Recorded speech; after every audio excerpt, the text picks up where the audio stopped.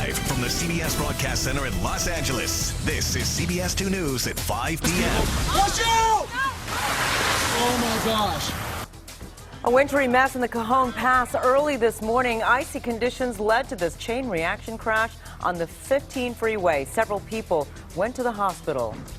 And in our local mountains, lots of fresh snow. It's a delight for skiers, a headache also for many drivers, though, just trying to get to the slopes. And it's definitely a blustery day here in Southern California with winds whipping the chillier than normal air around.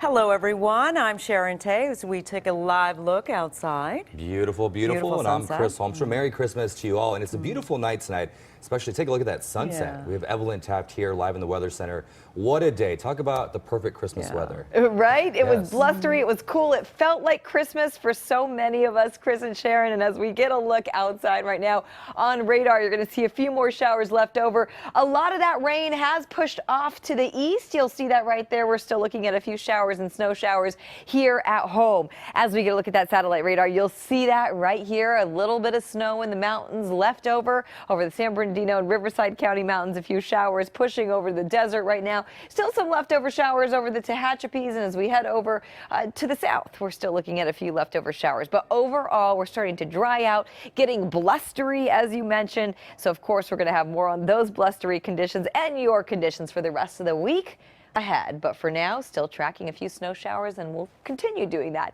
as we move through the rest of your Christmas. Back to you. All right, Ev, thank you. While most of us woke up to relatively warm weather this morning, some of us are having a white Christmas, but it wasn't without some headaches. Yeah, CBS 2's Inland Empire reporter Tina Patel, she's live in Running Springs with just the problems that came with the snow. Tina. Well, like a lot of people, when we heard that it was snowing overnight and early this morning, we thought we would head up to Big Bear. But so many people had the same idea. We got caught in a huge traffic jam and ended up just pulling over in Running Springs to enjoy the white Christmas here. Matt Clemenson and his family just moved to Running Springs, so they were overjoyed when they woke up this morning and saw fresh snow on the ground. I think it's a gift. I mean, it's really cool to have snow. What do you think? It's really fun to have snow, and it's our first time having snow on Christmas. A lot of people wanted to have a white Christmas. That's why the roads getting up to the mountains were packed with holiday travelers. When we hit to the bottom of the hill, it takes about 3 hours now to come up here.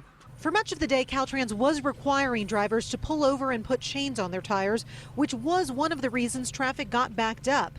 But the other problem was just the number of Southern Californians who wanted to be somewhere where it felt a little more like winter. We knew there'd be snow. We planned ahead of time, but we should have probably left a couple hours earlier to beat the traffic, yeah. We asked several drivers if being stuck in traffic was the way they wanted to spend the holiday, or if they thought about turning around at some point. No, we all the way up here, so we just keep going all the way up. That's what a lot of people chose to do, saying a little traffic is nothing compared to making Christmas memories with family. I think it's a real highlight on the right day. So they're all coming up, but they're all having a lot of fun. Yeah, it is a very beautiful sight. Now, unfortunately, it still looks like it's very busy on the roads. But the good news is there doesn't appear to be a lot of snow and ice on the roads. In fact, Caltrans lifted all their restrictions when it comes to chains earlier this afternoon. But if you are coming up to the mountains, you still want to have those chains in your car just in case the conditions change again. Live in Running Springs, Tina Patel, CBS 2 News. There are a lot of people behind you, Tina. A white Christmas in Running Springs. Indeed. But let's talk about a nightmare before Christmas. A real-life Grinch grabs $1,500 worth of gifts from a home. This Christmas crime happened in Corona, but not all was lost for the family whose house was hit. CBS 2's Greg Mills, he spent the day with the family. He's live in Corona with how they're able to celebrate after just all of this. What a story. I'll tell you, Chris, they actually had a really good Christmas. The young kids were oblivious to what had happened. In fact, their 4-year-old son told me, "I had a great Christmas." The Chin's 4-year-old son has no idea that most of these Christmas gifts had to be repurchased by his parents. The home was totally ransacked. After a thief or thieves broke in through the sliding glass door and back and ransacked room after room after room. It's a traumatic experience. Darren Chin came home from work for lunch, only to find his home had been worked over. At least 20 wrapped gifts stolen just before Christmas. It's all the kid gifts. We've got, 3 kids. The 2 youngest don't know about this. thousands of dollars worth of items stolen. They took my laptop, they took a DSLR camera, my wife's jewelry. They did actually take one of a specific piece of jewelry that was for my daughter, and that's something I can't replace. The neighbor across the street saw this white BMW driving up and down the street that day, and that neighbor's security camera also caught this guy on the Chins walkway. The Chins credit Corona Police Corporal Robert Martinez with spotting that car and the suspect. He jumped out of the car and began running through the neighborhood. This is video from the Riverside County Sheriff's helicopter showing the suspect running while carrying a backpack.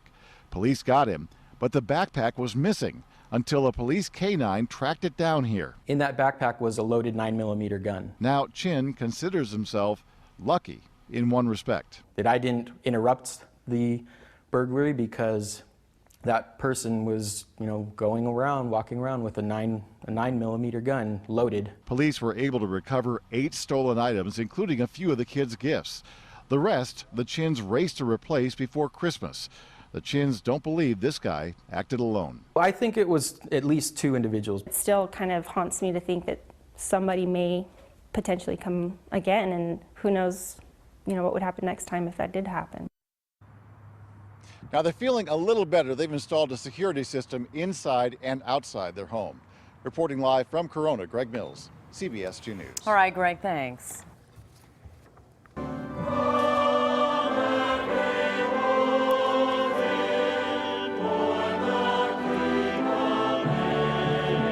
Beautiful ceremony there. The Cathedral of Our Lady of the Angels in downtown LA was packed for Christmas Day Mass. Archbishop Jose Gomez led the congregation.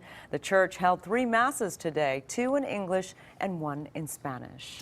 So lifting spirits with laughter, that's what the people behind the Laugh Factory do every Christmas for the homeless. They open their doors to those who don't have someone to celebrate with during the holidays. CBS 2's Dave Bryan is live in Hollywood with the Feast and the Festival of Laughs. Hi, Dave. Merry Christmas.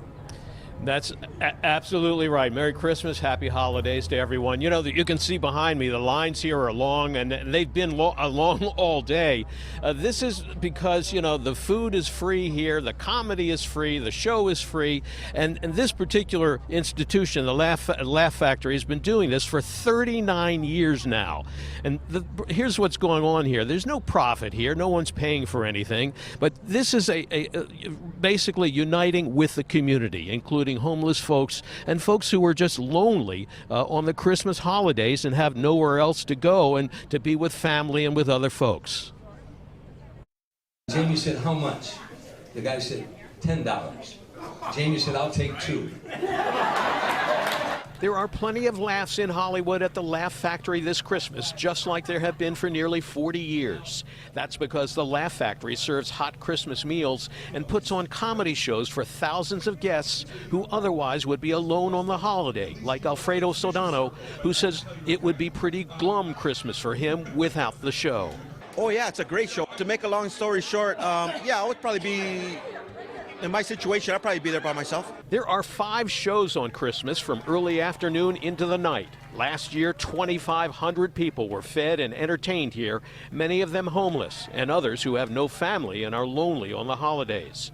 The comedians like Tim Allen, who participates every year, actually serve the meals, and then they get up on the stage and cheer up the crowd. Allen says it's gratifying to him to be part of an event that reflects the Christmas spirit. I got all my family here, and we do this because we love doing this. We get a lot more out of this. Being of any kind of assistance, man, anything we can do. This is a special day for those who are giving and those who are receiving, and adding some good food, some laughs, and some cheer make it a very Merry Christmas for all involved. It's a little chilly out here this evening, and the folks, as I say, have been standing in line for a while, but they'll be getting inside soon where the spirit is definitely warm. Let me tell you, the Christmas spirit is alive and well here at the Laugh Factory. Merry Christmas, happy holidays, even Happy New Year. Back to you. Right. So cool. Thanks, Dave.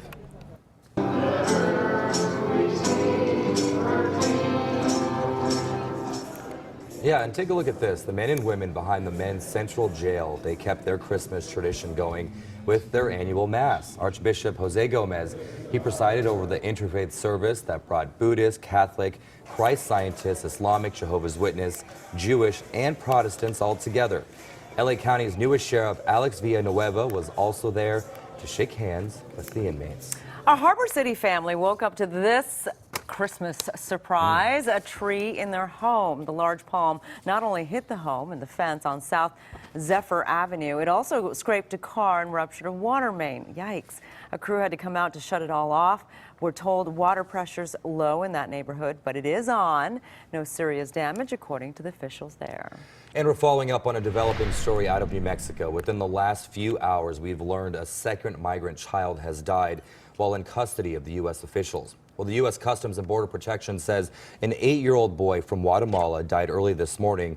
The boy was reportedly showing signs of potential illness. He and his father were taken to a New Mexico hospital yesterday, then later released, only to return hours later where he died. His name has not been released. This comes just a few weeks after it was revealed that a 7-year-old girl from Guatemala also died while in U.S. custody. President Trump is spending Christmas in the White House instead of Florida as the partial government shutdown is in its 4th day. CBS 2's Natalie Brand shows us Mr. Trump's day and what lies ahead.